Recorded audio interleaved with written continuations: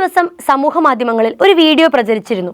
ഗുജറാത്തിലെ ഭറൂച്ച് ജില്ലയിലെ അങ്കലേശ്വരിൽ നിന്നുള്ള ദൃശ്യങ്ങളായിരുന്നു അത്. സംഭവം എന്താണെന്ന് വെച്ചാൽ 40 ഒഴിവുകളിലേക്ക് നടന്ന ജോബ് ഇന്റർവ്യൂവിൽ പങ്കെടുക്കാൻ 800-ലധികം യുവാക്കൾ തടിച്ചുകൂടിയിരിക്കുന്നു. ഇന്റർവ്യൂ നടക്കുന്ന കേന്ദ്രത്തിന് പുറത്തുള്ള തിക്കും തിരക്കും, അകത്തേക്ക് കടക്കാൻ വേണ്ടി യുവാക്കൾ തമ്മിൽ നടക്കുന്ന ഉന്തും തള്ളും, അതിൽ ചിലർ കാൽവഴുതി വീഴുന്നതൊക്കെ ഈ വീഡിയോയിൽ നമുക്ക് കാണാനായിട്ട് പറ്റും. ഈ ദൃശ്യങ്ങൾ കണ്ട് പ്രതിപക്ഷ നേതാവ് രാഹുൽ ഗാന്ധി പറഞ്ഞത് തൊഴിലില്ലായ്മ എന്ന രോഗം ഇന്ത്യയിൽ ഒരു പകർച്ചവ്യാധി പോലെ പടരുന്നുവെന്നാണ്. BJP ഭരിക്കുന്ന സംസ്ഥാനങ്ങളിലാണത്രേ ഈ രോഗത്തിന്റെ വ്യാപ്തി കൂടുതലുള്ളത്. കോൺഗ്രസ് അധ്യക്ഷൻ മല്ലികാർജ്ജുൻ ഖാർഗെ പറഞ്ഞത് കഴിഞ്ഞ 22 വർഷമായി ഗുജറാത്തിലെ ജനങ്ങളോട് BJP കാണിക്കുന്ന വഞ്ചനയുടെ തെളിവാണ് ഈ വീഡിയോ എന്നായിരുന്നു. പ്രതിവർഷം 2 കോടി തൊഴിലവസരങ്ങൾ, ഇതായിരുന്നു BJPയുടെ വാഗ്ദാനം.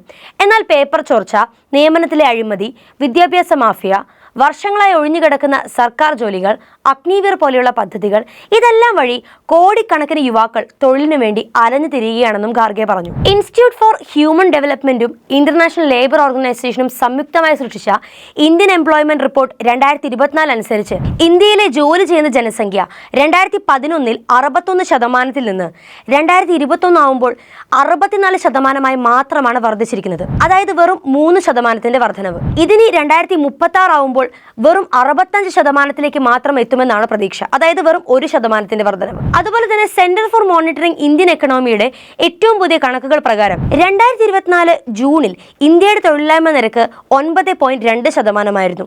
2024 മെയ് മാസത്തിലെ 7% നിന്നുള്ള കുത്തനെയുള്ള വർധനവാണ് ഇത് കാണിക്കുന്നത്. സ്ത്രീകൾക്കിടയിലെ തൊഴിലില്ലായ്മ 2024 ജൂണിൽ ദേശീയ ശരാശരിയേക്കാൾ 18.5%-ലെത്തി. കഴിഞ്ഞ വർഷം ഇതേ കാലയളവിൽ അത് 15.1%. അതുപോലെ തന്നെ നിലവിൽ പുരുഷന്മാർക്കിടയിലെ തൊഴിലില്ലായ്മ 7.8%. ചുരുക്കി പറഞ്ഞാൽ നിലവിൽ ഇന്ത്യയിലെ തൊഴിൽ സാഹചര്യം ഇതാണ്. അംബാനി വിവാഹത്തിൽ നിന്നും ഒന്ന് തലചിരിച്ചാൽ ഇത്തരം വിഷയങ്ങൾ കൂടെ നമുക്ക് കാണാം.